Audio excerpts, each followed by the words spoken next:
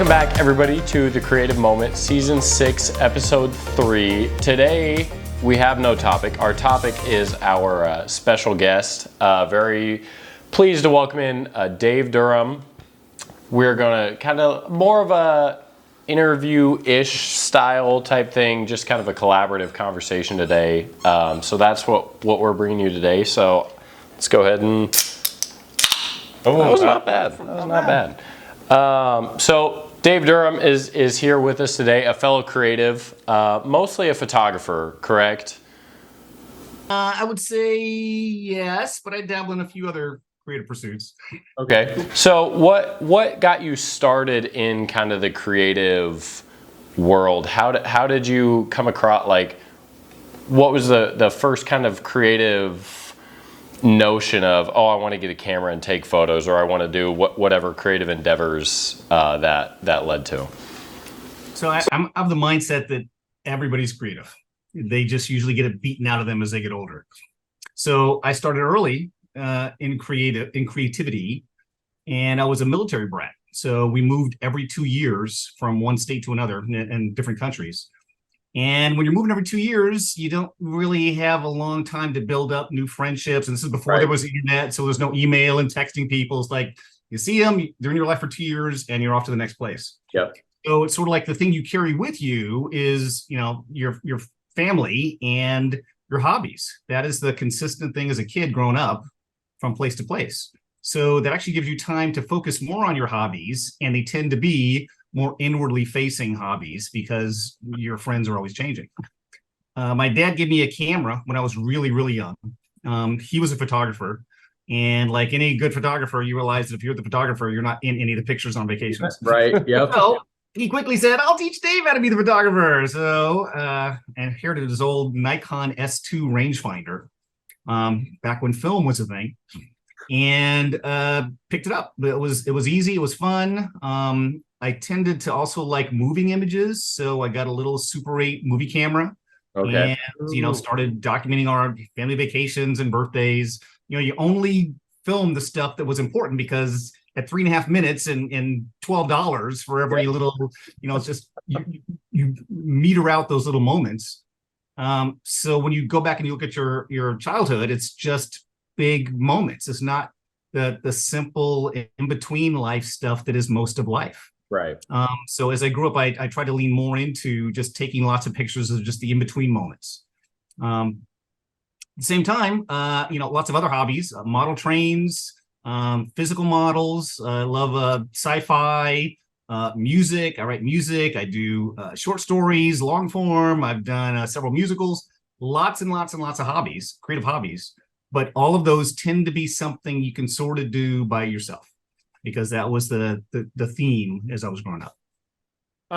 So, because we've talked about that, and you mentioned actually having to move every 2 years and to travel. How do you think, though, that might have actually helped in the sense of the change of scenery and the different areas that you're at to spark photography and stories and things like that? Or did you find that actually was a hindrance? Oh, no, that was a huge springboard into more varied and different things, because as you're moving somewhere, it's a brand new place. They're brand new people. It's brand new culture, sometimes a new language, new food, new everything. Yep. And therefore you learn very quickly that, what does normal mean? Normal is whatever you're around most of the time. But if you keep changing it, you see very quickly that, boy, I thought everybody did ... And now you realize, oh no, they only do that in New Jersey. Oh, I thought everybody was above. No, that's only in Japan. Oh, I thought everybody. So you suddenly, it's not that you realize, oh, I don't know what normal means anymore. It's more of you become comfortable adapting and adopting things from different places. And the easiest way to be able to empathize with somebody who thinks different than you is to be exposed to lots of people who think different than you. And because of that, you realize there isn't necessarily a right way to do something. There's lots of different ways to do something. And that makes, from a creativity standpoint, that's great, because it sort of frees you to, I don't have to learn the one right way to take a landscape photo. I've seen so many different photographers and been to so many different museums and seen so many different, there's 1,000 different ways to do it, and none of them is right. They're just different. What's the way I want to do it? Okay. So quick. But then is there a foundation to creating a good landscape photo? Just using that as an example. I understand the different ways, but we have talked about some aspects of that, though. Is there some foundational skill set that maybe you've actually seen now that you have got a lot of experience in regards to different areas, living and actually doing different creative things? So what's your stance on that idea? That there's a foundation? Yes, with a big asterisk. When people, somebody wants to be, I want to be a landscape photographer. They often will have somebody in mind who is a landscape photographer who's, they aspire to be. And what they tend to do is therefore take pictures that are sort of like that person. I want to be the next Ansel Adams. Okay, I'm probably only going to be shooting in black and white. Even though, does that mean landscapes are supposed to be in black and white? No, but that particular photographer chose that medium and he was famous for it, and somebody who wants to therefore aspire. So you suddenly realize that it's not one type of landscape. You realize there's different landscape photographers, and often the only way we sort of measure ourselves against a famous photographer. Ideally, I want to know who the best, Dave Durham landscape photographer is, not how well can I emulate David Munich or somebody. Fantastic. I love a great landscape photographer, but I've got, probably 6 or 7 coffee table books of nothing but landscape photography. And they're all very, very different. And sometimes they're limited by the creative vision of the photographer, sometimes by the hardware they had, sometimes by the subject matter where they were, sometimes, but there's so many different things that play into it. And again, it's the thing that teaches me from that thing of moving around a lot. There's no one right way to do it. And if I say, okay, well, what is if I look up the definition of landscape photograph, what is it? Well, it's a picture of a landscape. Okay. Am I allowed to have people in the picture? Well, that depends. I've seen some great landscape photography that's with nobody in it. I've seen some great pictures where people are definitively part of the image because it's telling part of the story. So, it's almost like you have to learn the rule before you can go to the exception. But I think you very quickly realize there's creativity plays in the bounds where all the exceptions really are. If you want to be just a good generic landscape photographer, there's certain rules. You're lighting a lens, rule of thirds, magic hour, blah blah blah blah. Do all that, and you're probably going to have a decent picture that you will be proud to show somebody that you shot, at the Grand Canyon. But if you want that shot that's going to be a little different, then you've got to rely on other aspects of photography that if you've also been a macro photographer.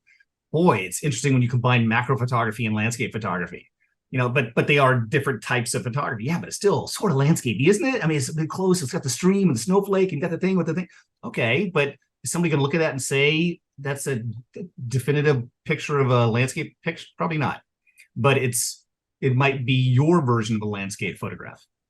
Right. So what has been your style that you've leaned into throughout the entirety of... How would you describe your tone, your style? Because right now, especially in the wedding industry, the blurry photos, the non-even horizons is a trend. And obviously, if you were going by technique standards, that's wrong. You don't want to have that in photo. But even just expanding even maybe beyond photography, music, whatever, what would you say are some, traits or characteristics of your style of creative endeavors? There's one big advantage I have over you, and that I'm not doing it for a living.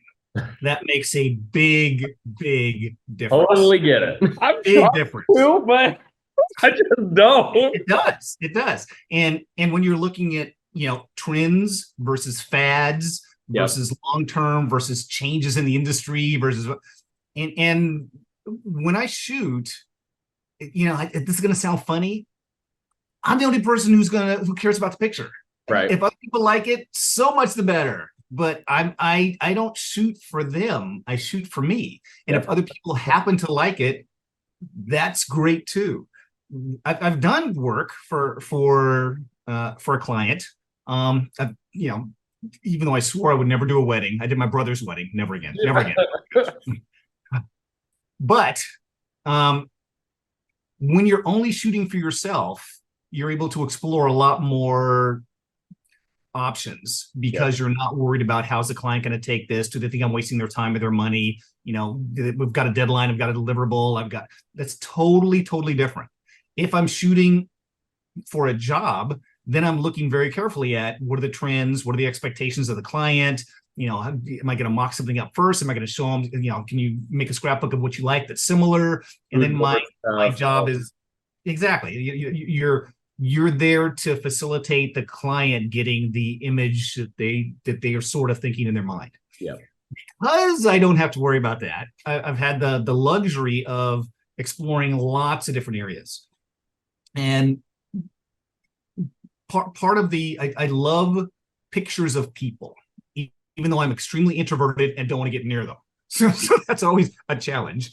And street photography, oh, no. That would scare me to death. If you were somebody's going to come and beat me up because I took the picture. So it's more like, I want to get a picture of somebody in their environment. And can I get like a picture of like a steel worker, building a building or something? So little did I know, there's a thing called environmental portraiture, which is exactly that, is people doing what they do in their environment. So once I learned that, oh my gosh, I had a lot of fun with environmental portraiture. But then like any, fun-loving creative person, too much of a good thing, you get bored. You want to go to something else. And then it's like, okay, well, let me try landscape. Well, let me try black and white. Let me try macro. Let me try, lots of different types of photography. If I wanted to zero in on just one type, I guarantee you that's not gonna, I'll get bored of that after a couple of years. Right. And if you were saying would you say you were 104? So that makes me 126. So I've been around a few times to know that stuff is interesting until it's not. Yep. And then if you're fortunate enough to not have to worry about a client always wanting exactly what they want, then you can explore new things. And when I sort of look at the stuff I do now and say sort of what style is it, it's sort of whimsical environmental portraiture. The last type that I've sort of dabbled, I shouldn't say dabble because that makes it sound trivial, but the type of photography I've gotten into most recently is sports photography, which was the one I always avoided like the plague before, because it is very hard, and I believe it's the one that requires some of the most unique hardware to really capture exactly what you have in your mind. Yeah. So I've been doing some sports stuff and having a lot of fun with it, because now I'm old enough and got the bankroll to get all this gear that I want, the special gear to make it work. But you want but to again, share any of that? I can hit you with my Venmo. But again, I'll take tons of pictures with my iPhone and be totally happy with them. And I guarantee you, most people looking at a shot, unless they're pixel peeping, they can't tell what camera you shot it with. They're looking at the composition, the emotion. I like it if it's a surprise. And I know we could talk on and on and on about this, but I love AI stuff. I love generative AI and playing with that whole world. And I just recently put 25 frames up on my wall on the stairwell. And I said the only thing I'm going to do with these pictures is they're all going to be AI. And I just print them out and just swap. So I swap out, every week I'll swap out one or two pictures. It's no big deal. It's just I'm the only one seeing them. But the difference being, again, I love traditional photography, but AI is just another thing. I was playing last night with images that were, a couple sitting at a cafe table in Istanbul in the 1960s. Very specific, very romantic period. It's got that old, Ektachrome, early Kodachrome look to it. It's okay, well, if I wanted to shoot that with my regular camera, I got to get two actors. I got to get costumes and, hair and makeup, a location. I could shoot that, but it's going to be very, very different. That doesn't, trust me, that doesn't mean AI is replacing my photography stuff. I look at it just as another fun, creative outlet, the same way I look at painting as a creative outlet. It's just another thing. Okay. Well, I got two things, but I'll come back to the AI because that could actually be. All right, so Ray Bradbury in an interview once said that it took him 10 years to finally write a short story that he knew was his. 10 years of short stories and being published and then he's like, this is me. Like, this is, do you have a photo, a thing that you knew this was you? Like, yes. and I know exactly that moment. And I love Bradbury stuff. So I was like, yeah, I can relate. There was a at work, they were doing a friend of mine at work said they're doing an auction for a charity. And because I work with a lot of artists, they were saying, they're looking at all the artists to make a piece to donate to the auction. And because I prefer photography over art, although I can do oils and acrylics, I just prefer photography. I asked if I could do a photo instead of a painting. They said, yeah, sure. I said, okay, I got to do something that's unique and different. And it's going to go to an auction. And all the other painters are going to be there. What am I going to do? What am I going to do? So, as is often the case, I would sit down and design. It's my engineering part of the brain, design an image. So the image was two kids playing baseball, just catch back and forth. And you're looking, nice big image. So you're looking at the image and they're both looking at you. And the glass is shattered because they were playing ball and the glass of the frame, so they're like, oh no, we broke the frame with the whole... I said, that is me. And I love the comedy. I love the storytelling. I love it's unique. It's combining photography. It was very hard to make. To shatter it, I had to get special museum glass and plate glass, and the glass had to be between two sheets of glass so that the shattering spider web looked this way, and to perfectly shoot the pictures. The eyes were, the eye sight line had to go right where the shatter was, and it took forever. And then I had to make a custom wood frame in my shop and make the whole thing because it weighed a ton, and on. So made the whole thing, loved it. Didn't want to give it away. I'm like, no, I love this. I want to put it on my wall. No, I gotta donate it. So I donated it, and of course, I bid on it and won it, so I got it back. So it's on the wall downstairs. That to me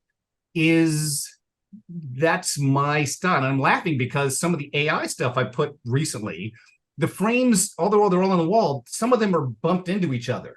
It's as if the images have collided. So I've got one of a four-wheeler going through the mud, and the frame is tilted, and it's smashed into a bride and a groom that are being splattered by mud because the mud from the other picture came with I'm learning that I'm having a lot of fun with that. Okay. I don't know if it's a style. I don't know if it's what you would call it, but it's sort of a multimedia combination, bringing the art into the real world, but at the same time, leveraging the fact that photography is a medium in and of itself that needs to be, represented properly and respected for what it is. I love those. But again, that goes back to being younger and being exposed to lots of different things and saying, well, there's not, why does the picture have to be straight? Why can't it be crooked? Why can't two pictures relate to each other? Why can't, and then you just, Nike has the best slogan in the world. Just do it. Yep. Okay. All right. So let's touch upon the AI, but let's not get lost in it. Because I was in on the app formerly known as Twitter, and a person was defending AI and said, AI lets me draw because I can't. And it's an interesting aspect within the world of creativity because AI, to a degree, and you've mentioned it, that you can just input information and get a result. So in this case of this defense, then it's like, well, are you honestly an artist if you can't draw? But you ask AI to do that. We've talked about it a couple of times stuff, but you're obviously within the creativity and having, a different scope than us and things. What's your simple take on that? We have always had tools. Since the very first camera came that displaced all the wonderful portrait painters, there have always been tools. Did the typewriter replace the beauty of hand-done calligraphy? No, it's just something different. It's not a replacement. It's a thing that's different. Some people like different. Some people hate different. Some people want the convenience of different. Dante, I'm guessing that you dodge and burn in Lightroom. Does that mean you can't do dodging and burning in a dark room? Does that mean you're not a real photographer because you're not really the smell of the fixer and the chemicals and no, it's a tool that ideally, if you know more traditional photography techniques, you will be able to leverage them and use them even more by using digital versions of them. But most people who use dodge and burn in Photoshop have never set foot in a dark room. So there's this line of, well, how much am I relying on the tool versus how much is the tool doing the work? That's where the line becomes fun conversations. Yeah. And I would say, well, if you know how to do it and it's just making your life easier, that's one thing. If if a person can't draw and they're having Midjourney draw for them, then they still can't draw, and they're all they're doing is I shouldn't say all because it makes it sound trivial. They're becoming a prompt engineer. They're becoming very, very good at entering a prompt and getting a visual image that comes from the prompt. That's a skill all by itself. That's even a creative skill by itself, but that's not the ability to draw. That's not the ability to paint or to do a photograph.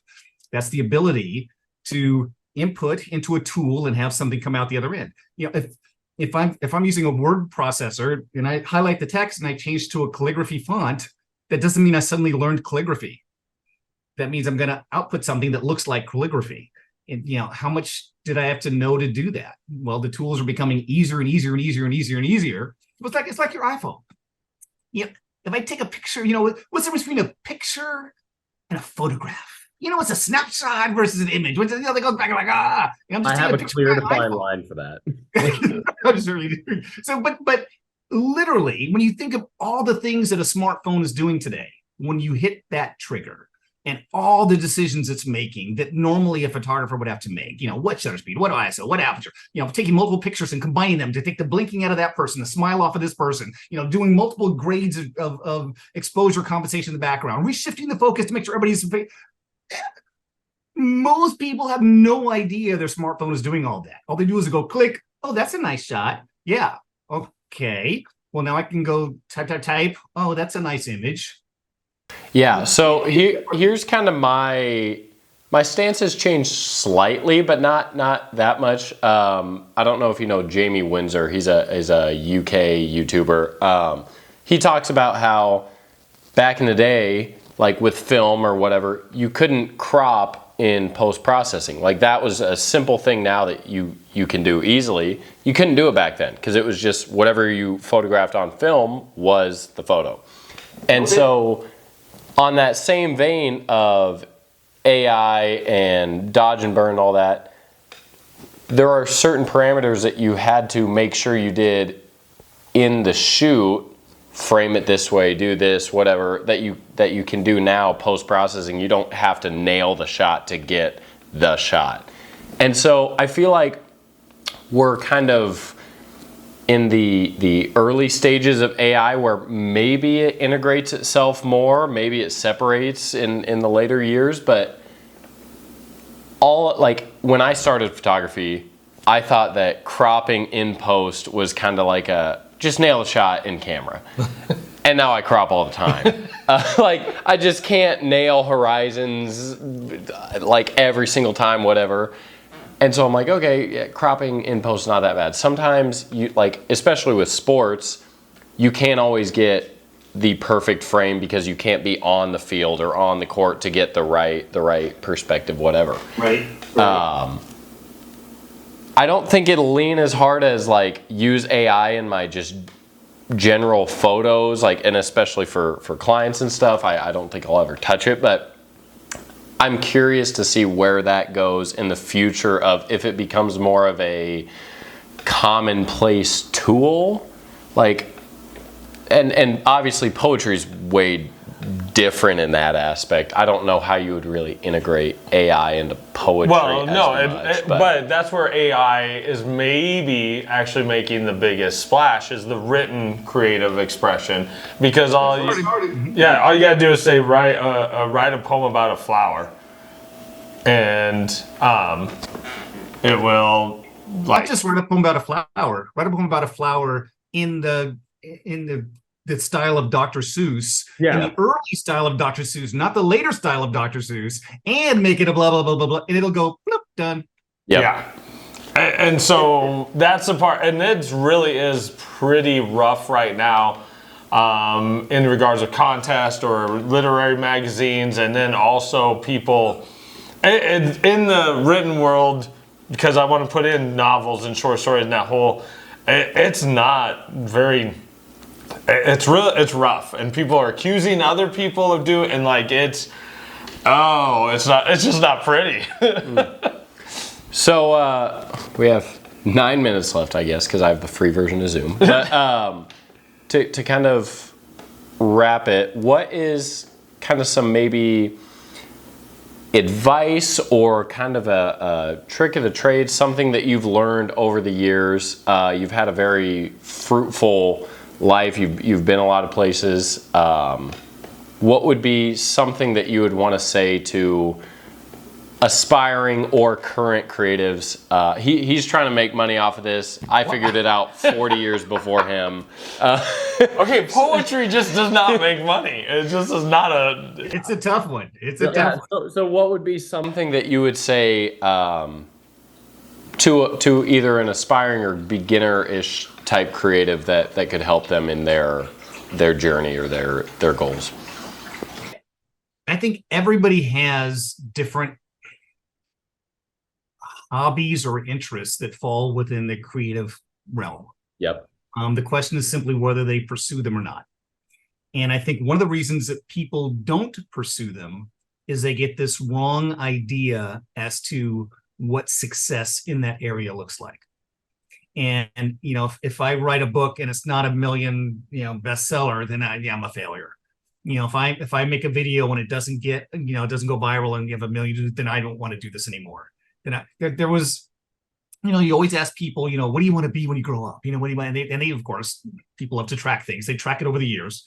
And one of the more common answers recently is, what do you want to be when you grow up? Famous. Yeah. Okay, well, that's not a thing. That's not a thing. That's not. Yeah. Do you want to be famous because you're an artist, because you're this, because you're that? They just want to be famous, Yep. and they don't realize there's a ton of work in any of these endeavors. Creativity, yeah, you may get that spark at the beginning, but then it's a long sludge to get the whole thing done. Yeah, I mean, you have the idea for a book and that came to you in the shower, but now you got to spend the next 4 months writing it.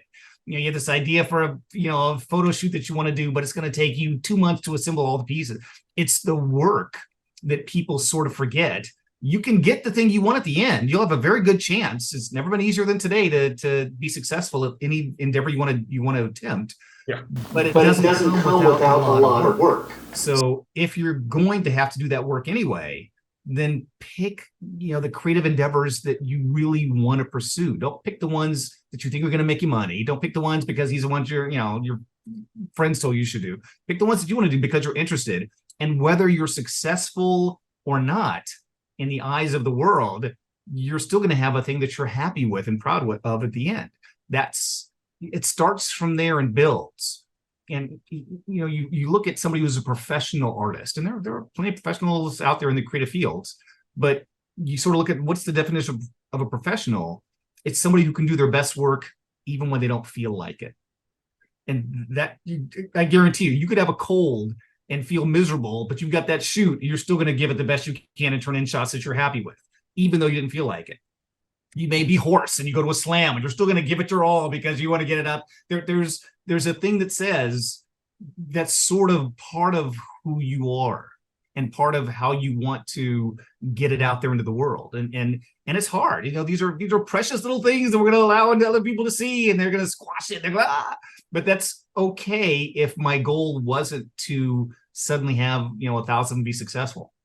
It's very different when you set proper expectations, and a lot of people go into the creative fields with wrong expectations, and therefore they get discouraged and disheartened and then quit. And don't think of it that way. There are more tools available now than ever to be successful in any creative endeavor you want to pick. But that doesn't negate the fact that it will take time, energy, and effort on your part. Yeah.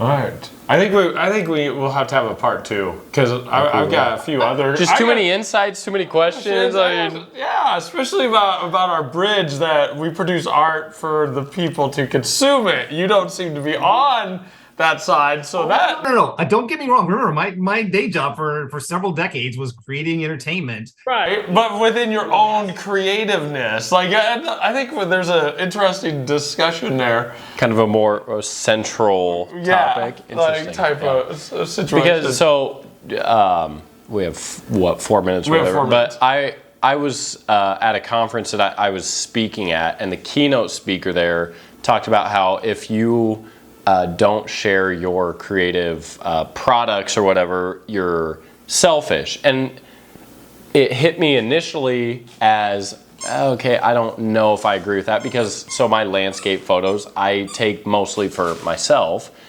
but the fulfillment or enjoyment is sharing them. I want other people to see this and appreciate it and all that stuff. But I don't, like you said in the beginning, I don't modify my techniques or my editing or whatever for them. It's just unadulteratedly me from the photo to the edit to everything. But I do want people to appreciate it. So kind of like, it kind of has its foot in both camps of do it for me, but do it for other people type thing. Well, there's a difference though between wanting to share something and feeling like you have to share something. Sure. That's a big difference. And wanting, sure, we want people to be pleased with the work we do, and we love the pat on the back and the smile, the endorphins to go with it. That's great. But if you feel like you have to do that, then you're missing the reason why you're doing it. I agree. I agree with that.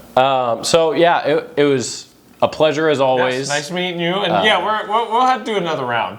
Because I want to know what his take is on challenges and doing some other stuff. We'll just run through all our podcast episodes with you and just get your take on it. How many times I'm watching the screen going, oh yeah, first of all, serendipity, what is spontaneity? What is the thing with that? And old versus young? Oh, wait, let me tell you about the old versus young. Blah, blah, blah, blah, blah. But yeah, it was great to have you on. Dave Durham. Is your socials just your name, Dave Durham? On Durham.com. Yep. Durham. Yeah, so you can check out some of his work on his website. As always, we're on social too. You can continue the journey with all 3 of us. Stay tuned for part 2, I guess. But this was The Creative Moment, Season 6, Episode 3, and we'll see you guys in a couple weeks.